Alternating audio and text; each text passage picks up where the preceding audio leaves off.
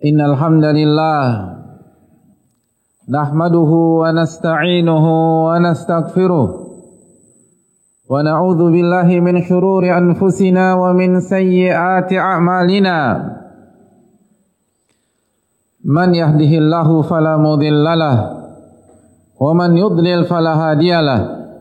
Nashhadu an la ilaha illallah wahdahu la syarikalah wa anna Muhammadan 'abduhu wa rasuluh.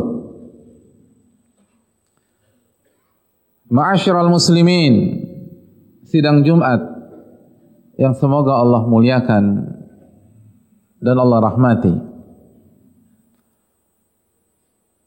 Marilah kita membuka majelis atau khutbah singkat ini dengan memuji Allah tabaraka wa ta'ala atas segala nikmat yang Allah senantiasa berikan kepada kita. Segala karunia yang Allah limpahkan kepada kita. Wa in ta'uddu ni'matallahi la tuhsuha. Dan jika kalian ingin menghitung-hitung nikmat yang Allah berikan kepada kalian, maka kalian tidak akan mampu bisa menghitungnya. Dan di antara nikmat terbesar adalah nikmat hidayah. Bahkan itulah nikmat terbesar. Dan di antara hidayah adalah kekuatan yang kita rasakan pada siang hari ini, sehingga kita bisa melangkahkan kaki kita. Kita datangi salah satu rumah-rumah Allah dalam rangka menyambut seruan Allah tabaraka wa ta'ala, mengamalkan firman Allah subhanahu wa ta'ala ketika Allah berfirman, ya ayyuhalladzina amanu, wahai orang-orang yang beriman, idza nudiya lis-salati min yaumil jumu'ati fas'au ila dzikrillah wa dzarul bai'.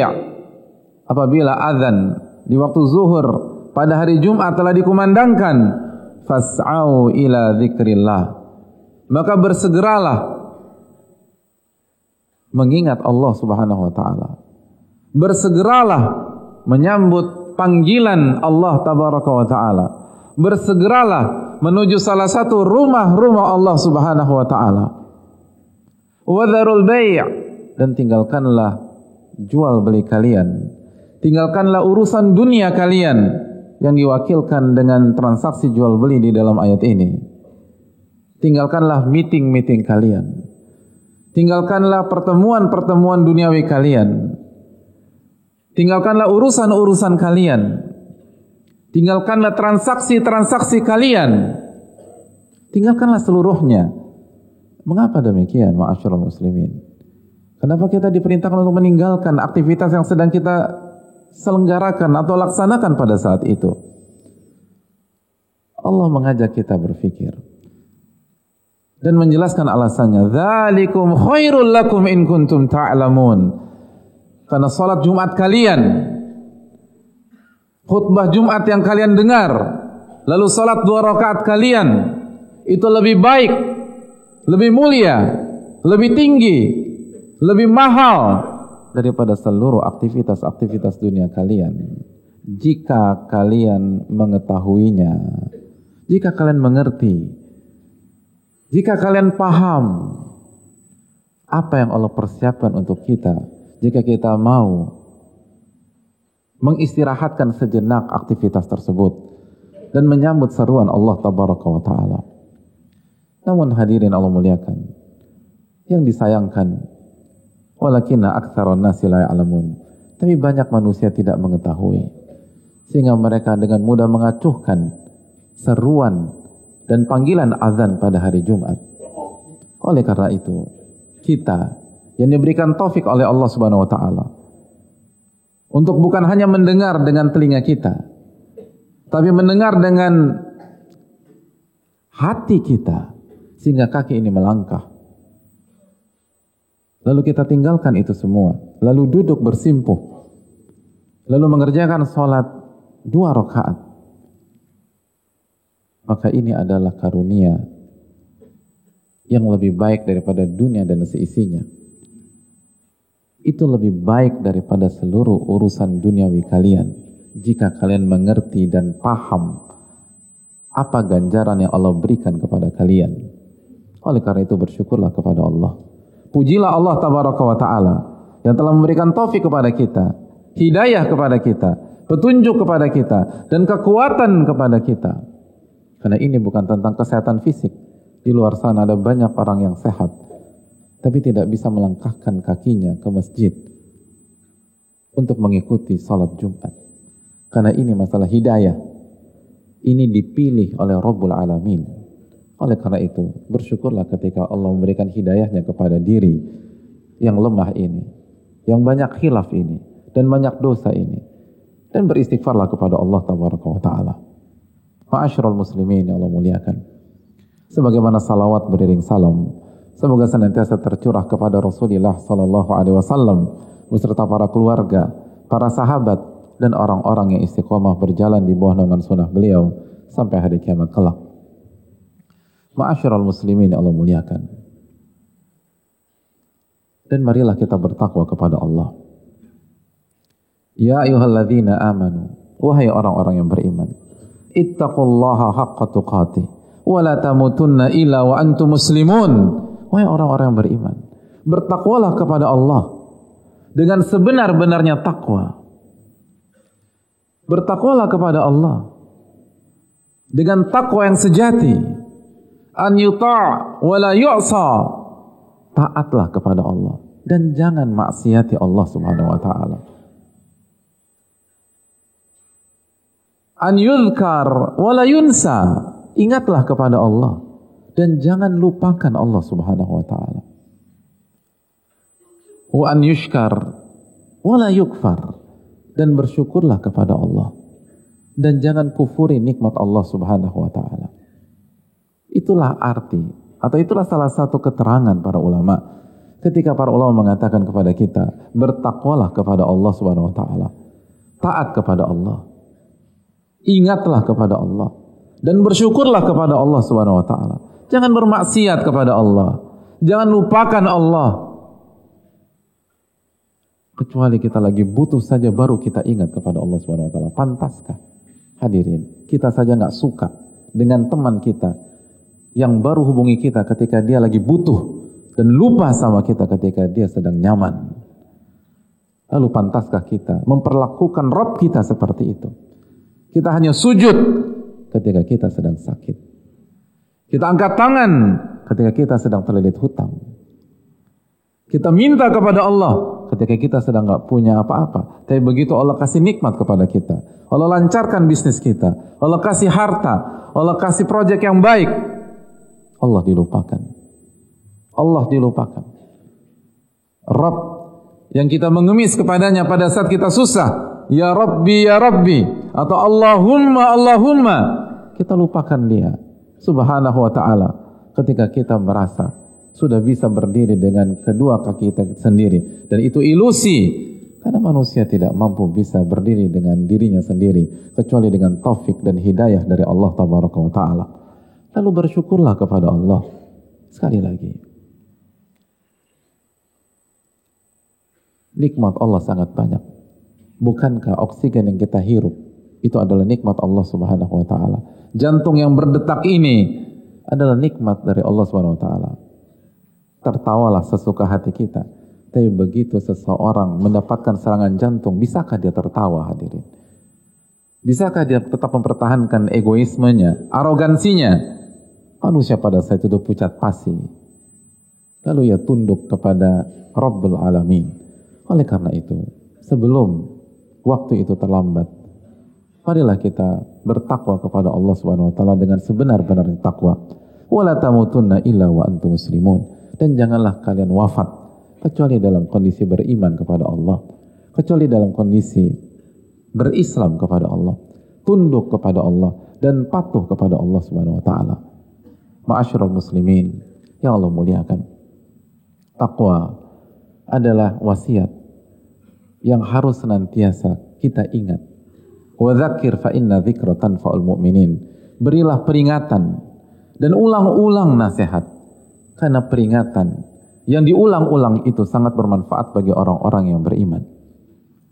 Ma'asyiral muslimin yang Allah muliakan, di saat kondisi seperti ini, maka takwalah solusinya. Di saat banyak masalah dalam hidup kita, maka takwalah solusinya. Di saat kita punya masalah rumah tangga, kita punya masalah dalam keluarga kita punya masalah dengan finansial kita, bahkan dalam skop makro, umat punya masalah besar pada hari ini, maka solusinya adalah mari kita mulai dengan diri kita bertakwa kepada Allah Subhanahu wa taala. Karena Allah Subhanahu wa taala berfirman, ya ayyuhalladzina amanu, wahai orang-orang beriman, wahai orang-orang yang beriman, ittaqullaha, bertakwalah kepada Allah, wa qulu qawlan sadida, dan berbicaralah yang benar, berbicaralah yang istiqomah, bukan benar 1-2 hari, bukan benar 1-2 pekan, bukan benar 1-2 bulan, tapi istiqomahlah dalam menata lisan. Dan apa yang kita ucapkan itu yang kita perjuangkan. Ketika kita mengatakan saya hamba Allah, buktikan bahwa kita hamba Allah. Kalau kita mengatakan saya muslim, maka buktikan bahwa kita muslim. Kalau kita mengatakan saya beriman, maka buktikan bahwa kita beriman. Ittaqullaha wa qulu qawlan sadida, bertakwalah kepada Allah dan berbicaralah dengan benar. Berbicara dengan benar. Kita semua tidak mau mengatakan saya ini orang fasik, tapi seringkali perbuatan kita mengapa lebih cenderung kepada sifat yang seperti itu? Kita ingin dianggap sebagai orang beriman, maka buktikanlah iman kita. Bertakwalah kepada Allah. Dan kalau bicara yang benar, apa yang terjadi hadirin? Yuslih lakum a'malakum wa yaghfir lakum dzunubakum wa may yuti'illaha wa rasulahu faqad faza fawzan 'azima. Barang siapa yang bertakwa kepada Allah dan mengucapkan kalimat yang benar, maka Allah akan perbaiki amal-amalnya, perbaiki aktivitasnya, perbaiki ibadahnya, dan Allah akan ampuni dosa-dosanya. Salat kita akan diperbaiki oleh Allah. Dan kalau salat kita diperbaiki, urusan kita dilancarkan oleh Allah Subhanahu wa taala. Zikir kita akan diperbaiki oleh Allah. Keikhlasan kita akan diperbaiki oleh Allah. Kejujuran kita akan diperbaiki oleh Allah Subhanahu wa taala. Dan kalau kita sudah jujur, in tasduqillaha yasdukka, kata Nabi kita sallallahu alaihi wasallam. Jika Anda jujur dengan Allah, Allah akan wujudkan cita-cita Anda. Maka marilah kita bertakwa kepada Allah. Dan berbicaralah dengan jujur jika kita ingin seluruh amal ibadah kita dan aktivitas kita diperbaiki oleh Allah Subhanahu wa taala. Hadirin, kita hamba yang lemah. Wa khuliqal insanu dha'ifa. Allah berfirman dalam surat An-Nisa 28, manusia diciptakan dalam kondisi lemah. Kita ini banyak enggak taunya hadirin. Allah berfirman dalam surat Al-Ahzab ayat 72, innahu kana zaluman jahula. Manusia itu zalimnya minta ampun dan bodohnya luar biasa. Dan setiap hari kita berhadapan dengan aktivitas. Setiap hari kita berhadapan dengan amal. Kalau kita harus memperbaiki amal dan aktivitas itu dengan diri kita, sejauh mana kita berhasil memperbaikinya. Tapi kalau yang memperbaikinya Al-Alimul Khabir, yang maha mengetahui, baik yang global maupun yang detail. Allamul Ghuyub, yang mengetahui hal-hal yang gaib, yang mengetahui masa yang akan datang. Al-Muhsin, yang maha baik. Rabbul Alamin, yang memiliki seluruh alam semesta ini. Kalau Allah sudah perbaiki amal kita, aktivitas kita, apa yang perlu kita khawatirkan dalam urusan rumah tangga kita? Apa yang perlu kita cemaskan dalam urusan keluarga kita? Apa yang perlu kita khawatirkan dalam urusan anak-anak kita dan bagaimana masa depan mereka? Apa yang perlu kita khawatirkan tentang kelangsungan bisnis kita dan toko-toko kita? Kalau Allah yang sudah perbaiki, buat apa kita pikirkan? Kalau ada konsultan bisnis terbaik di Indonesia mengatakan dan memberikan garansi, saya akan perbaiki usaha Anda, apakah kita akan mengalami kecemasan lagi? Lalu bagaimana kalau Rabbul Alamin yang memberikan garansi, yuslih lakum a'malakum wa yaghfir lakum dzunubakum, Allah akan perbaiki itu semua. Allah akan perbaiki amal kalian, aktivitas kalian, dan Allah akan ampuni dosa-dosa kalian. Lalu apa yang perlu kita khawatirkan? Yang perlu kita lakukan adalah bertakwa kepada Allah dan konsisten dengan statement lisan kita tersebut. Perjuangkan ketika kita mengatakan kita ingin bertakwa dan kita ingin menjadi orang yang soleh. Ma'asyiral muslimin, ya Allah muliakan, bertakwa adalah solusi. Allah Subhanahu wa taala berfirman dalam surat At-Talaq ayat 2 dan 3, "Wa man yattaqillah yaj'al lahu makhraja wa yarzuqhu min haitsu la yahtasib." Barang siapa yang bertakwa, Allah akan berikan solusi bagi dia dan Allah akan berikan rizki dari arah yang tidak pernah ia duga-duga. Bukankah hidup kita adalah kumpulan dari masalah demi masalah? Selesai masalah yang satu, muncul masalah yang kedua. Bahkan seringkali masalah pertama, masalah kedua, masalah ketiga belum selesai, maka timbul masalah keempat, masalah kelima, masalah keenam. Rumah tangga adalah tempat masalah, keluarga adalah tempat masalah, pasar atau tempat kerja kita itu gudangnya masalah. Ketika kita keluar rumah, di situ ada masalah. Ketika kita masuk rumah, di situ ada masalah. Bukankah kita butuh bahwa masalah-masalah itu diurai, bukan oleh sembarang pihak, tapi diurai oleh yang maha mengetahui, yang maha baik, yang maha pengasih lagi maha penyayang. Kalau itu harapan kita, maka marilah kita bertakwa kepada Allah Subhanahu wa taala dengan sebenar-benarnya takwa, agar kita dimudahkan oleh Allah dan diberikan rizki dari arah yang tidak ia duga-duga, yang membuat kita hancur seringkali, yang membuat kita kepikiran, yang membuat kita stres, yang membuat seseorang kena mental illness adalah ketika dia melupakan takwa, lalu dia beralih ke pemikirannya pribadi.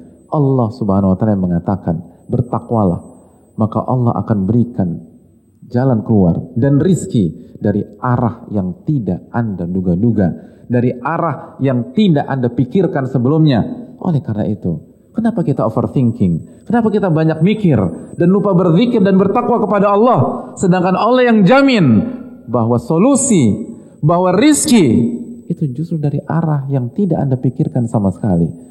Bukankah ini sebuah harapan agar kita tidak terkena penyakit mental dan kita bisa hidup dengan tenang? Yang jadi masalah, takwa kita singkirkan, lalu mikir kita perbanyak sehingga overdosis. Mikir itu penting, hadirin. Allah Subhanahu wa taala memberikan pujian kepada orang-orang yang berfikir, tapi sebagaimana semua hal ada batasnya, mikir pun ada batasnya. Dan sudahkah kita mengandalkan ketakwaan kita dibanding pemikiran kita pribadi dan logika kita pribadi? Logika itu labil, hadirin. Logika kita jam 1 malam ketika belum tidur itu berbeda dengan logika kita jam 7 pagi setelah kita tidur 8 jam. Apakah kita andalkan sesuatu yang rentan ini atau kita andalkan kekuatan Rabbul Alamin? Ya Allah katakan, wallahu ghalibun ala amri. Allah yang menguasai segala sesuatu di dalam kehidupan. Aku qouli hadza wa astaghfirullah wa lakum.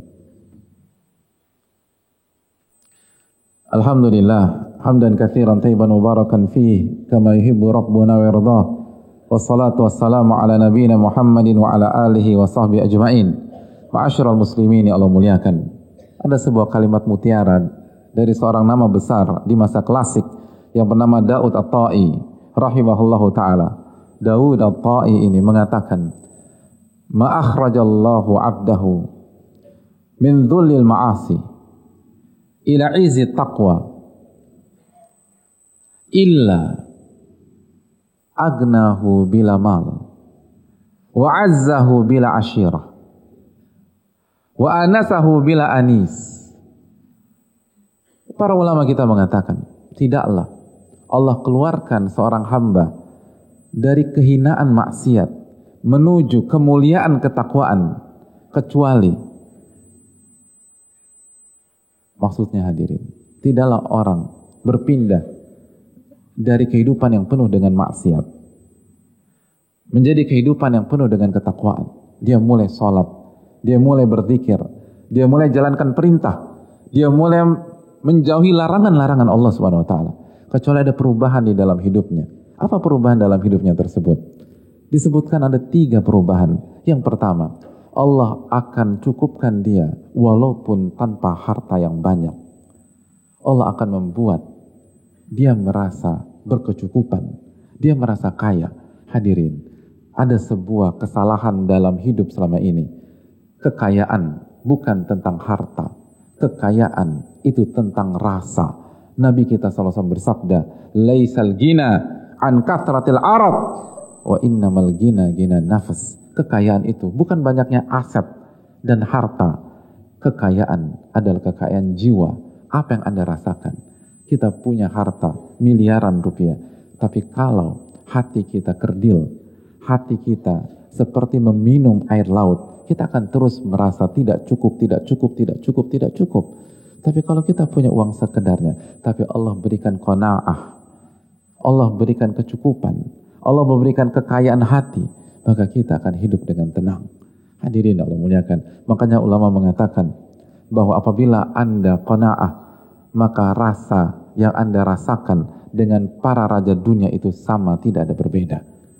Dan orang yang bertakwa, mungkin ia akan miskin secara harta sampai dia wafat, tapi Allah kayakan hatinya, hadirin sekalian. Wa azzahu bila asyirah, dan Allah akan muliakan dia walaupun dia tidak punya penggemar, walaupun dia tidak punya masa, walaupun dia tidak punya keluarga besar. Dia merantau, dia anak rantau di Jakarta, tidak ada siapapun, tapi ketika dia bertakwa, dia tidak pernah merasa minder, dia tidak pernah merasa terpuruk, dia merasa dimuliakan oleh Allah Subhanahu wa taala. Walillahil izzah. Allah berfirman, kemuliaan hanya milik Allah, wali rasulih, dan milik Rasulullah sallallahu alaihi wasallam, dan orang-orang beriman. Tapi ini tidak dimengerti oleh orang-orang munafik, kata Allah. Yang nggak mengerti hal ini hanya orang-orang munafik, kata Allah Subhanahu wa taala. Orang-orang beriman tahu bahwa kemuliaan bukan pada jabatan, kemuliaan bukan pada harta, kemuliaan bukan pada penampilan, kemuliaan ada pada iman dan ketakwaan kepada Allah Subhanahu wa taala. Lalu yang ketiga, dia akan diberikan kenyamanan dan diterima walaupun dia tidak punya teman. Dia tidak punya teman, tapi dia tidak pernah merasakan kesendirian. Orang-orang bertakwa tidak semuanya punya link yang besar, tetapi dia tidak pernah hidup kesendirian. Bukankah ada banyak orang punya banyak orang yang memuji dia, tapi dia merasakan kesepian dan kesendirian. Kesepian adalah penyakit hati yang begitu menyengsarakan, hadirin. Ada banyak orang bunuh diri bukan karena tidak punya teman, tapi merasa kesepian padahal temannya begitu luar biasa. Orang-orang bertakwa walaupun dia sendirian, dia merasa happy, dia merasa senang. Kenapa demikian? Wa kafa billah, cukuplah Allah yang menemani dia, cukuplah imannya yang menyertai dia. Dan inilah yang akan dialami oleh orang-orang bertakwa. Bukankah Nabi SAW merasakan ketenangan yang begitu luar biasa pada saat sedang berlibur di sebuah pantai? Tidak. Pada saat beliau dikepung di Gua Thaur, ketika kondisi sangat mencekam, ketika hidup dan mati itu jaraknya hanya sedikit saja. Tapi apa yang Allah firmankan tentang perasaan hati Rasulullah SAW? Fa'anzalallahu sakinatahu alaih. Allah berikan ketenangan kepada Nabi SAW dan kepada Abu Bakar As-Siddiq radhiyallahu ta'ala. Sehingga walaupun mereka dicari, walaupun mereka terjepit, walaupun mereka tidak punya jalan keluar, mereka berada di gua yang sangat sempit, Gua Thaur, dan tidak ada tempat lagi melarikan diri, dan musuh ingin mencari mereka hidup atau mati, tapi Allah berikan ketenangan pada diri mereka. Padahal tidak ada uang, tidak ada pasukan pada saat itu, tidak ada network, tidak ada kenyamanan, tidak ada fasilitas, tetapi itu tidak berhasil mencuri ketenangan dalam hati Nabi SAW dan Abu Bakar As-Siddiq radhiyallahu ta'ala. Kenapa demikian? Karena mereka mungkin tidak punya uang, tapi mereka punya ketakwaan di saat itu. Oleh karena itu, masyarakat muslimin, marilah kita kembali pada hakikat kehidupan. Yang kita butuhkan adalah ketakwaan. Dan ketika kita bertakwa, janji Allah, bukan janji si A, bukan janji si B, bukan janji manusia, janji Allah tabaraka wa ta'ala. Wa man yattaqillah yaj'al lahu makhraja. Barang siapa yang bertakwa, Allah akan berikan solusi dalam setiap masalahnya. Wa yarzuqhu min haitsu la yahtasib. Dan Allah akan berikan rizki dari arah yang tidak ia duga-duga. Semoga Allah memberikan taufik kepada kita sehingga kita bisa memperbaiki ketakwaan kita dan memperbaiki hubungan kita dengan Allah Subhanahu wa taala. Innallaha wa malaikatahu yusholluna 'alan nabi ya ayyuhalladzina amanu shallu 'alaihi wa sallimu taslima. Allahumma shalli 'ala Muhammad wa 'ala ali Muhammad kama shallaita 'ala Ibrahim wa 'ala ali Ibrahim innaka Hamidum Majid. Allahumma barik 'ala Muhammad wa 'ala ali Muhammad kama barakta 'ala Ibrahim wa 'ala ali Ibrahim innaka Hamidum Majid. Allahumma ighfir lil muslimina wal muslimat wal mu'minina wal mu'minat al ahya'i minhum wal amwat innaka sami'un qaribun mujibu da'wat. Allahumma a'izzal islam wal muslimin wa adhillal kuffara wal musyrikin ya rabbal alamin.